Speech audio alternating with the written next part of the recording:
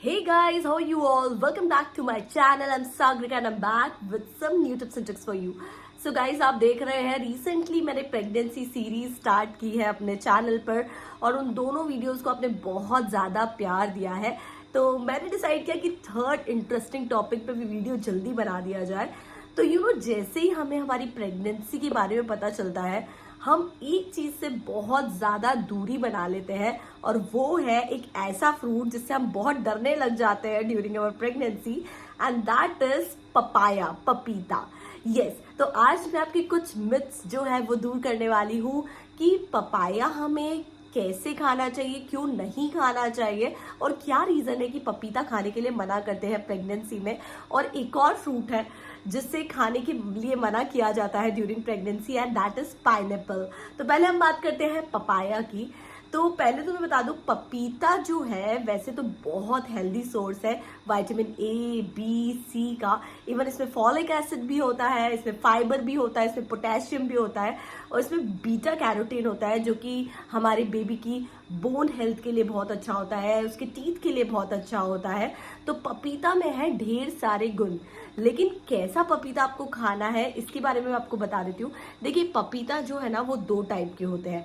सबसे पहले होता है राइप पपीता, यानी कि पका हुआ पपीता जिसका आउटर लेयर एकदम पका हुआ होता है, यानी कि येलो होता है। आपने देखा होगा पका हुआ पपीता एक अलग ही दिखता है और एक रॉ पपीता होता है वो एक अलग ही दिखता है। पका हुआ पपीता होता है ना वो लोडेड होता है ढेर सारी खूबियों से, जिससे खाने में प्रेगनेंसी में कोई भी प्रॉब्लम नहीं है। राइप पपीता होता है, पका हुआ पपीता होता है, वो आप बेझिझक प्रेगनेंसी में खा सकते हैं क्योंकि वो लोडेड है बहुत सारे गुणों से, जिसके बारे में मैंने आपको भी बताया।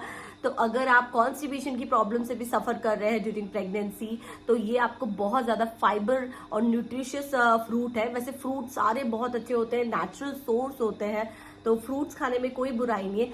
लेकिन हाँ, रॉ जो पपाया होता है यानी कि कच्चा पपीता जिसकी आउटर लेयर ग्रीन होती है, वो खाने से हमें जरूर बचना चाहिए क्योंकि उसमें पाया जाता है लेटेक्स और पेपेन, जो कि आपके जो बेबी है उसके एमिनेटिक फ्लूइड को बर्स्ट कर सकता है और जो कि हार्मफुल है डेफिनेटली आपके बेबी के लिए।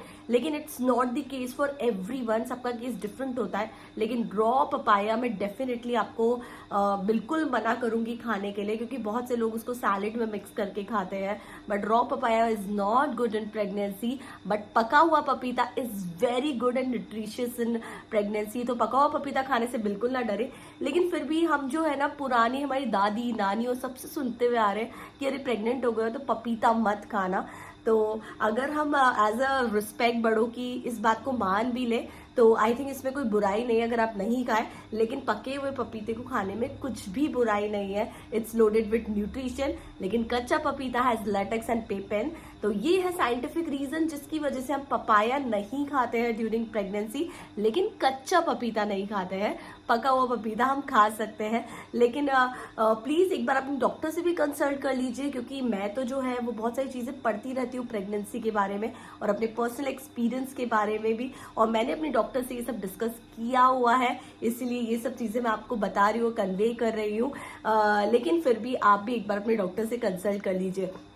वैसे मेरी डॉक्टर ने तो मुझे कोई भी फ्रूट खाने के लिए मना नहीं किया है कभी भी। उन्होंने कहा आपको सब खाना चाहिए, कुछ भी चीज लिमिट में प्रेगनेंसी में नुकसान नहीं करती है। कोई भी चीज अगर आप ओवर द लिमिट खाएंगे तो आपको डेफिनेटली नुकसान करेगी, वो चाहे पपाया हो या कोई और फ्रूट हो। तो हर चीज थोड़ी थोड़ी मात्रा में खाइए तो आपको हर चीज का न्यूट्रिशन थोड़ा थोड़ा मिलता रहेगा। तो जैसे कि आपने देखा, raw papaya is not good for pregnant women, but ripe papaya is really good for us. अब बात करते हैं पाइनएप्पल की।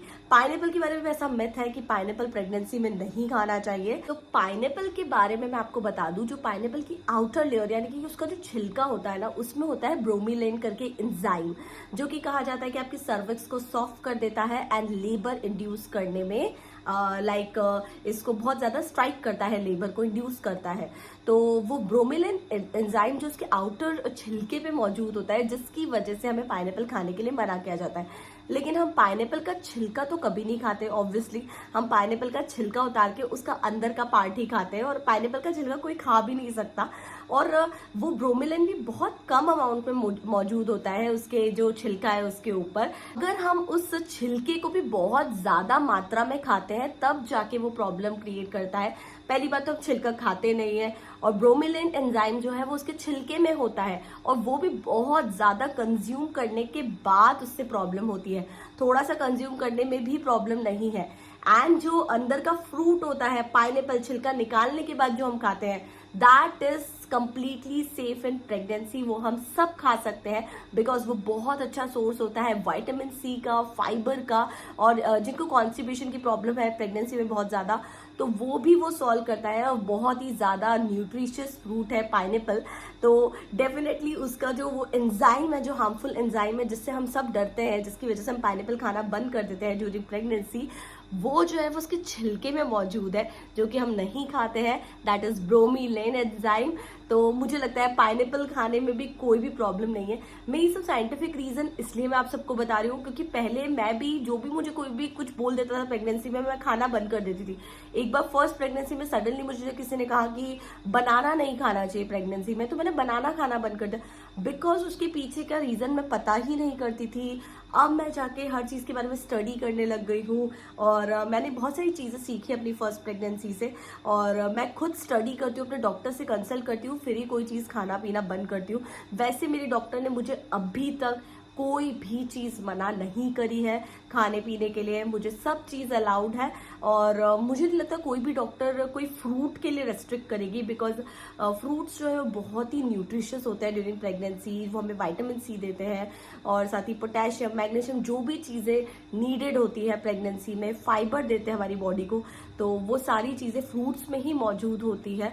तो मुझे नहीं लगता कि कोई भी फ्रूट जो है वो हार्म कर सकता है। तो मैंने आपको पपाया और पाइनएप्पल को बता दिया है कि किस रीजन की वजह से मना किया जाता था। पहले के लोगों को इतना नॉलेज नहीं होता था, और अब हर चीज जो है ना वो इंटरनेट पे अवेलेबल है, तो आप सर्च करके पता कर सकते हैं कि किसमें क्या चीज होती है, जो क्या चीज नुकसान करती है, जैसे कि मैंने पता किया है। तो प्लीज आप खुद की रिसर्च कीजिए और फिर ही कोई चीज पे के डिसीजन पे आइए। बट हाँ, स्टिल अगर आपके घर के बड़ों की सेटिस्फेक्शन के लिए आपको वो चीज़ नहीं खानी है तो उसमें कोई बुराई नहीं है। थोड़े दिन बड़ों की बात मानने पे भी कोई बुराई नहीं है। शायद वो डरते हैं और उन्होंने जो चीज़ें शुरू से सुनी हुई है वो उसी पर ही डेफिनेटली अमल करेंगे। तो मुझे लगता है कि अगर थोड़े दिन उनकी बात भी मान ली जाए तो कोई बुराई नहीं है।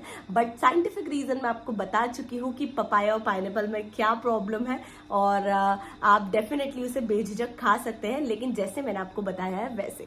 सो आई होप ये वीडियो आप सभी के लिए हेल्पफुल रहा होगा। हेल्पफुल रहा है तो लाइक कीजिए, शेयर कीजिए, मेरे चैनल को सब्सक्राइब कीजिए। बहुत सारे अमेजिंग एक्सपीरियंस लाने वाली हूँ प्रेगनेंसी के, इस प्रेगनेंसी सीरीज में। आई होप आप सभी को पसंद आ रहे हैं। Thank you so much for watching this video. मैं नेक्स्ट वीडियो किस टॉपिक पे बनाऊँ प्लीज मुझे हेल्प कीजिए कमेंट बॉक्स में बताकर। नमी Sagarika signing off, bye, take care and love you all.